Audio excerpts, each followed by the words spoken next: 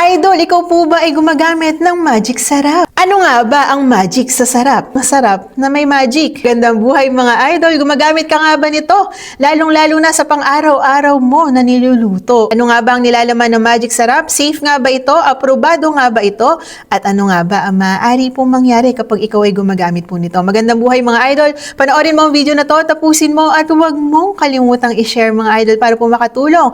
Kamusta po ba idol? Magluluto ka nga ba mamaya? Ano nga ba ang iluluto mo? At gagamit ka na naman ng magic sarap. Naglalaman ng fresh garlic, fresh onion, meron po itong nilalaman na MSG o yung monosodium glutamate na betchin po natin. Ito po ay merong chicken powder, chicken flavor, meron po nilalaman na egg, meron din po itong soy at meron din po itong gluten. Meron po itong umami taste. Talagang may aroma at nagdadagdag ng lasa sa ating pong pagkain. Ikaw po ba idol ay umaasa sa magic sarap para mapasarap ang inyo pong luluto? Sa isa pong gram ng isa pong magic sarap, yung maliit na sachet, meron po tayong 8 grams po dyan idol. Ang total po ng sodium intake na nilalaman po niyan ay nasa 2,300 milligrams. Pwede mo po itong gamitin ng 4 hanggang 5 beses sa isang sachet lang. Huwag mo naman pong gamitin ito sa isang buhusan lang sa inyo pong niluluto. Kailangan ay konti-konti lamang po. 4 hanggang 5 putahe na ang maluluto mo dyan.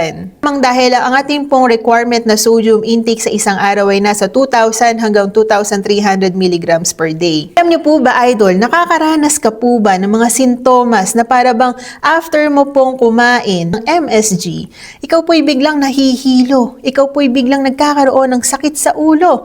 2 hours pagkatas mo pong kumain. Ito po ay ginawang MSG Symptom Complex. Ibig pong sabihin, after 2 hours mong kumain ng mayroon pong nilalaman na MSG o yung monosodium glutamate, nagkakaroon ka po ng sakit sa ulo, nagkakaroon ka po ng migraine, lalong-lalo na kung walang laman po ang inyo pong tiyan. Kaya yung mga magbo-buffet dyan at talaga nga namang hindi kumakain dahil gusto pong lantakan ang buffet. Sa mga mahilig pong mag-buffet dyan, lalong-lalo na may mga pagkain na nilalaman po na MSG. Huwag ka pong kakain ng empty stomach dahil baka magkaroon ka ng MSG symptom complex. Ang ating pong sodium intake sa isang araw ay dapat nasa 2,300 mg lamang. Kaya lang kung dadamihan mo pa ang inyo pong salt, ang inyo pong asin habang gumagamit ka ng magic sarap ay limitahan po. Ang isang sachet, pwede mong gamitin ng 4 hanggang 5 beses. Huwag ka na pong sumobra dyan at kailangan mas less po ang asin na ilalagay po ninyo sa inyo pong pagkain.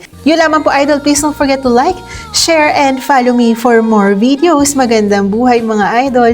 Gagamit ka ba ng magic sarap mamaya?